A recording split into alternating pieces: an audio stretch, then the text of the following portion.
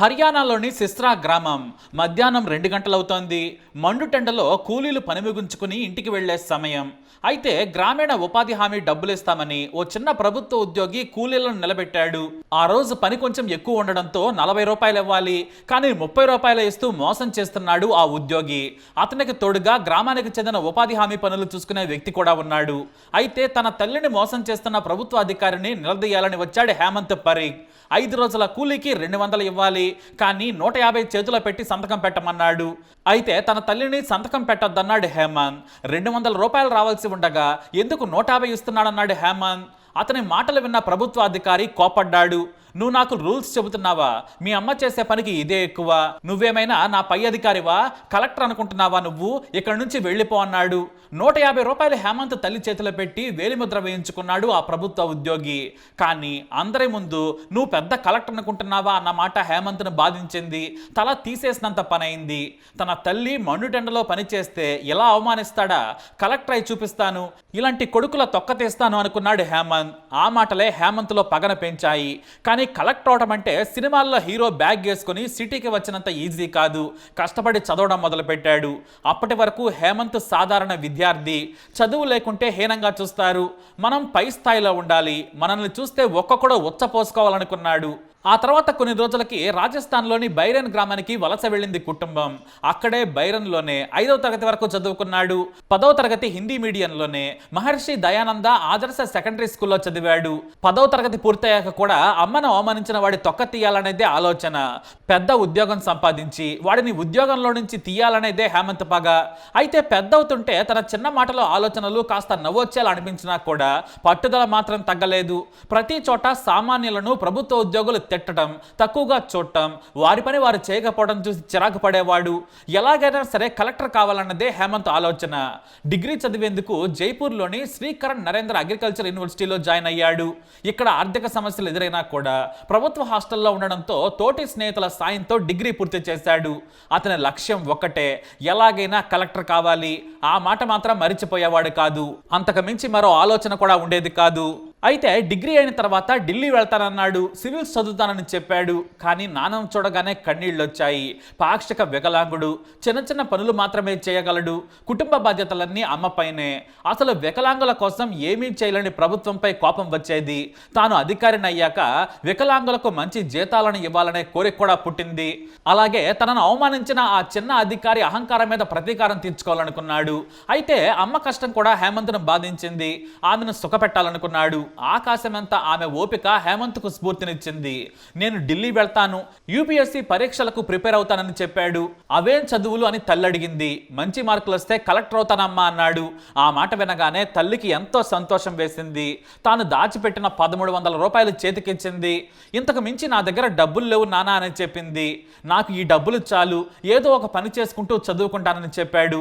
చివరకు తనకి ఇష్టమైన నానమ్మ ఆశీర్వాదం తీసుకున్నాడు. ఆమె తాను దాచుకున్న 200 రూపాయలు చేతిలో పెట్టింది. నువ్వు చాలా గొప్పవాడివి అవుతావురా, నాకు తెలుసని చెప్పేది. ఆమె మాటలు సంతోషాన్ని ఇచ్చాయి. అలా 2 జతల బట్టలతో, కొన్ని పుస్తకాలతో ఢిల్లీ వచ్చాడు హేమంత్.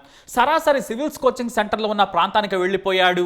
అక్కడ ఓ టీ స్టాల్ దగ్గర టీ తాగుతూ ఉండగా 4 కుర్రాళ్ళు సివిల్స్ ఎగ్జామ్స్ గురించి మాట్లాడుకుంటూ ఉన్నారు. అప్పుడే ధైర్యం చేసి, నేను కూడా సివిల్స్ ప్రిపేర్ అవుదామనుకుంటున్నాను, ఎలా చదవాలని అడిగాడు. వాళ్ళు మాటలు కలిపారు. అయితే ఆ 4 చెప్పింది ఏంటంటే, సివిల్స్ సాధించడం కష్టమైతే కాదు, అలానే అంత సులువు కాదని చెప్పారు. ఇక తనకు రాత్రికి ఉండడానికి చోటు లేదు, ఇక్కడే పని చేసుకుంటూ చదువుకుంటానని చెప్పడంతో ఓ స్టూడెంటు నువ్వైతే రా, అది తర్వాత మాట్లాడుకుందామని తీసుకెళ్లిపోయాడు. అంతే, వారితో స్నేహం పెరిగింది. దగ్గరలోని ఓ ఆఫీస్లో చిన్న పనికి కుదిరాడు హేమంత్. అటు ఉద్యోగం చేసుకుంటూ సివిల్స్ ప్రిపేర్ అయ్యాడు. కానీ 2 పడవల ప్రయాణం కుదరదని మొదటిసారి ప్రిలిమ్స్ రాసినప్పుడే అర్థమైంది. మిగతా వారికి తనకు ఒకటే తేడా, అదే ఇంగ్లీష్. దాని మీద పట్టు సాధించాలనుకున్నాడు. అయితే డిఎన్ఎస్ రావుస్ ఐఏఎస్ సంస్థ యూట్యూబ్లో ఉచితంగా సివిల్ శిక్షణ మొదలుపెట్టింది. దాన్ని ఫాలో అవుతూ ప్రిపేర్ అయ్యాడు. అంతేకాదు, కొంత డబ్బును దాచుకుని ఇతర స్నేహితులకు పనిచేసి పెడుతూ, వంట చేస్తూ ఇంటిని శుభ్రం చేస్తూ వారితోనే గడపడం మొదలు పెట్టాడు. అలా యూట్యూబ్ లో చూసి నోట్స్ తయారు చేసుకుంటూ చదివి ప్రిలిమ్స్ క్లియర్ చేశాడు హేమంత్. ఈ విషయం కాస్త రావుస్ అకాడమీలోని రాజత్ పునీత్ సార్ అనే సీనియర్ ఫ్యాకల్టీకి తెలిసింది. ఆ వెంటనే హేమంత్ ని పిలిచి ఉచితంగా కోచింగ్ ఇవ్వడం మొదలు పెట్టారు. వారిద్దరి గైడెన్స్ తోనే చదవడం మొదలు పెట్టాడు హేమంత్. ఇక టీలు, టిఫిన్స్, భోజనాలు కూడా స్నేహితులు చూసుకునేవారు. ఏ రోజు కూడా అమ్మను డబ్బుల కోసం ఇబ్బంది పెట్టలేదు. అలా పడుతూ లేస్తున్న లక్ష్యాన్ని మాత్రం వదిలిపెట్టలేదు. కష్టం వస్తే తన నాయనమ్మ ఫోటోను పర్సులో నుంచి తీసి చూసుకునేవాడు. ఆమె కూలి పని చేసి కొడుకుని పెద్ద చేసింది. గ్రామంలో ఎంతో మంది పెద్దవాళ్ళను ఎదిరించి 3 ఎకరాలు సంపాదించింది. ఎవరికీ భయపడిన తత్వం ఆమెది. అందుకే నానమ్మ ఫోటో చూసుకునేవాడు. అయితే గ్రామానికి వెళ్ళినప్పుడు మాత్రం అందరూ హేమంత్ని అవమానించేవారు. వీడు కలెక్టర్ అవుతాడట అని చులకనగా చూసేవారు. కానీ కొడుకు కష్టాన్ని చూసిన తల్లి 2 ఎకరాలు అమ్మేసింది. ఆ డబ్బును కొడుకు చేతిలో పెట్టింది. అప్పుడు కూడా గ్రామంలో విమర్శలు తప్పలేదు. ఏదో చిన్న ఉద్యోగం చేసుకోవచ్చు కదా, ఎందుకు కొడుకు కోసం భూమి అమ్ముతారు, రేపు ఉద్యోగం రాకుంటే తినడానికి కూడా తిండి ఉండదని హేమంత్ తల్లిని విమర్శించేవారు. కానీ కొడుకు మీద ఆమెకు నమ్మకం. మరోవైపు తల్లి ఇచ్చిన డబ్బులు మరింత బాధ్యతను పెంచాయి. కొత్త పుస్తకాలు కొనుక్కున్నాడు. ఇంకా కసిగా చదివాడు.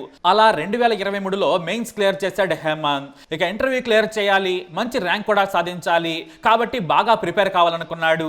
తన బ్యాక్గ్రౌండ్, తన ప్రాంత పరిస్థితులు, పంటలు ఇలా అన్నింటిపైన ప్రిపేర్ అయ్యాడు. జాతీయ, అంతర్జాతీయ విషయాలపై రావుస్ అకాడమీ నిపుణుల సాయం తీసుకున్నాడు. అంతకుముందు సివిల్స్ క్లియర్ చేసిన వారి సలహాలు తీసుకున్నాడు. అలా కష్టపడిన హేమంత్ సక్సెస్ఫుల్ గా ఇంటర్వ్యూ పూర్తి చేశాడు. కానీ ర్యాంక్ వస్తుందా రాదా అనే భయం మాత్రం ఉంది. చివరకు 2023 ఏప్రిల్ 16న ప్రకటించిన ఫలితాల్లో 884వ ఆల్ ఇండియా ర్యాంక్ వచ్చింది. ఇంకేముంది, తనకు రిజర్వేషన్ కూడా ఉండడంతో ఐఏఎస్ వచ్చింది. ఒక్కసారిగా గ్రామంలో సంబరాలు మొదలయ్యాయి. ఒకప్పుడు విమర్శించిన వారే హేమంత్ తల్లిదండ్రుల దగ్గరకు వచ్చి పొగట్టం మొదలు పెట్టారు. అసలు కలెక్టర్ ఎలా అవుతారో తెలియని గ్రామం నుంచి వచ్చిన హేమంత్ అనుకున్నది సాధించాడు. లాల్ బహదూర్ శాస్త్రి నేషనల్ అకాడమీలో శిక్షణ కూడా పూర్తి చేశాడు. అక్కడకు తన తల్లిదండ్రులను తీసుకెళ్లి వారితో కలిసి అకాడమీ ముందు ఫోటో కూడా దిగారు ఆయన. వారి సంతోషాన్ని చూసి ఎంతో మురిసిపోయారు హేమంత్. ముస్సోరీ పర్వత ప్రాంతాల్లో అమ్మతో దిగిన ఫోటోలు సోషల్ మీడియాలో పెట్టుకున్నారు కూడా. సాధారణ బట్టలతో ఢిల్లీ వచ్చిన హేమంత్ ఖరీదైన కోట్లు వేసుకుని శిక్షణను సక్సెస్ఫుల్ గా కంప్లీట్ చేశారు. అతని జీవితానికి సంబంధించిన చిన్న వీడియో కూడా ఇన్స్టాలో ఉంది. फेलियर लाइफ का पार्ट है यार. मैं डी ग्रुप में फेल हुआ, जेट में फेल हुआ और डी ग्रुप में फेल हुआ, वो मेरी डेस्टिनी थी. अगर मैं फेल नहीं होता तो शायद आज मैं किसी कार्यालय में सफाई कर रहा होता या चाय पकड़ा रहा होता. वो भी अच्छी जॉब है, मैं बुरा नहीं कह रहा, लेकिन शायद मैं वो कर पाता, पब्लिक को सर्व नहीं कर पाता सर आगे. और उस टाइम फेल हुआ, उसके बाद मुझे ICR में एडमिशन मिला है. फिर मैंने UPSC तैयारी स्टार्ट की और आज आपके सामने हूँ. वो फेलियर है, वो मेरे लिए इसीलिए दिया मुझे भगवान ने कि मैं कुछ और अच्छा कर सकता. तो ये मत सोचिए कि आप फेल हो गए, ये वो आप उससे बड़ा करने के लिए बने हैं. वो जॉब आपको डिजर्व नहीं करती. మిగతా వారికి స్ఫూర్తినివ్వాలనేది హేమంత్ ఆలోచన. కష్టాలుంటాయి, పుట్టుకతో ఎవరూ గొప్పవారు కాదు, కానీ కష్టపడితే ఏదైనా సాధించొచ్చని చెప్పేందుకు నిత్యం తన సోషల్ మీడియాలో యాక్టివ్గా ఉంటారు. ఉదయం లేవగానే ఎక్సర్సైజ్ చేయండి, ఆ తర్వాత పుస్తకాలు పట్టండి. శారీరక, మానసిక ఆరోగ్యం రెండూ ఉండాలి. ఆ తర్వాత లక్ష్యంపై మనసు పెడితే సాధిస్తారని కొత్తగా సివిల్స్ ప్రిపేర్ అయ్యే వారికి ఆయన సలహాలు ఇస్తుంటారు. ఇదే కదా జీవితం. అలా ఓ చిన్న అధికారి కూలీ విషయంలో తన తల్లిని అవమానించినందుకు నిజంగానే కలెక్టర్ అయి చూపించాడు హేమంత్. మరి హేమంత్ పై మీరేమంటారు? మీ అభిప్రాయాన్ని కమెంట్ ద్వారా తెలియజేయండి. ఈ వీడియోని లైక్ చేయండి, షేర్ చేయండి, మా ఛానల్ని సబ్స్క్రైబ్ చేసుకోండి.